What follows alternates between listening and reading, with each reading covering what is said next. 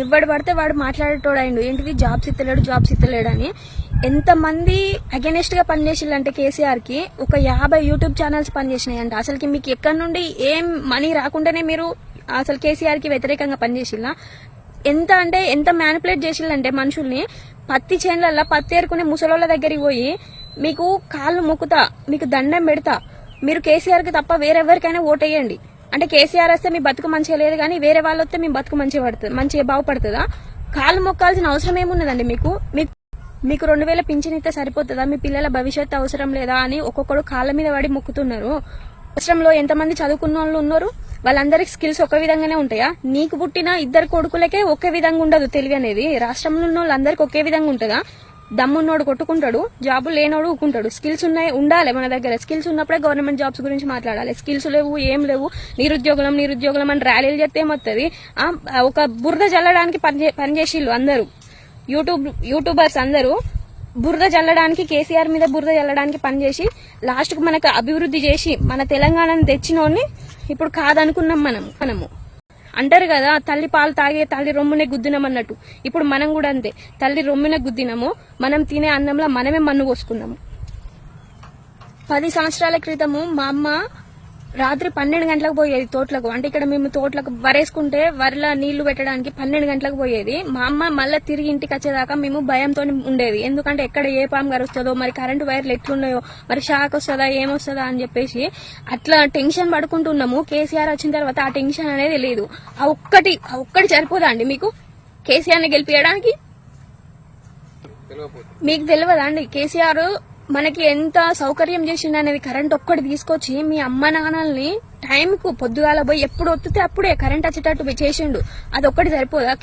తెలంగాణలో రైతు ఒక్కడు బాగుపడితే మిగతా ప్రతి ఒక్కరు బాగుపడతారు. అది మీకు అర్థం కాదా? ఎవ్వరికి వాడే స్వార్థంగా నాకు జాబ్ ఇవ్వలేదు, నా ఇంట్లోకి పింఛన్ రాలేదు, నాకు కేసీఆర్ పెట్టిన సంక్షేమ పథకాలు ఏవి రాలేదు, నేను కేసీఆర్ ని గెలిపియను, అది ఇదని మాట్లాడుతున్నారు.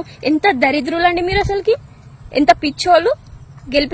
ఇప్పుడు వాళ్ళు గెలిచిళ్ళు ప్రతి ఒక్కటి ఏదో ఒకటి చేస్తారు మనకు కూడా. ఎందుకంటే మనం ఇంత డెవలప్ చేసి మనల్ని ఇంత అభివృద్ధి చేసిన మనం కాదనుకొని వాళ్ళని గెలిపించినప్పుడు వాళ్ళు కూడా భయపడతారు మనకి. ఇప్పుడు ఏదో ఒకటి ఖచ్చితంగా చేస్తారు. నేను చెయ్యరు, వాళ్ళు మంచోళ్ళు కాదు అనట్లేదు.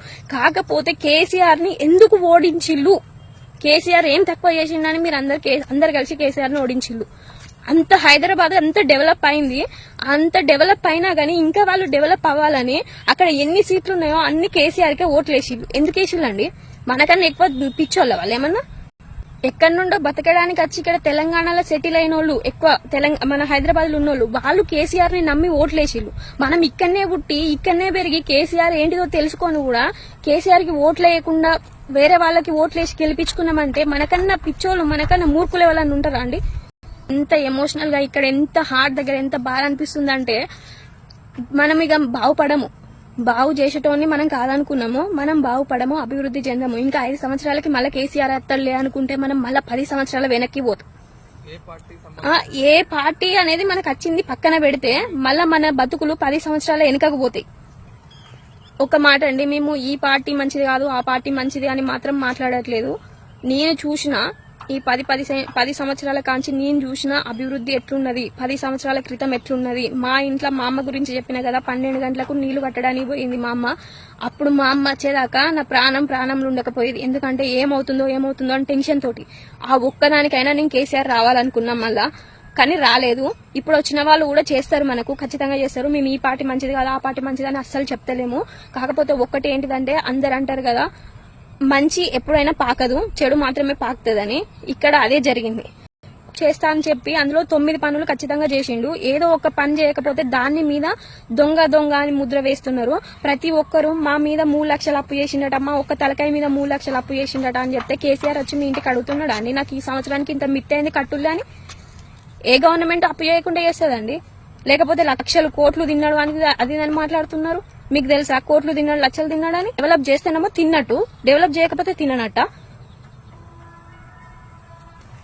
కేసీఆర్ అంటేనే తెలంగాణ అంటేనే కేసీఆర్. అంత లోతుకు దిగిపోయింది కేసీఆర్ పాలన. కేసీఆర్ అన్న ఒక మాట అండి, నేను అందరినీ తప్పుపడతలేను. నా దగ్గరికి కొన్ని ముచ్చట్లు వచ్చినాయి కేసీఆర్ గురించి నెగిటివ్ గా, వాటి గురించి మాత్రమే మాట్లాడుతున్నా. కేసీఆర్ ప్రవేశపెట్టిన సంక్షేమ పథకాలు చాలా ఉన్నాయి.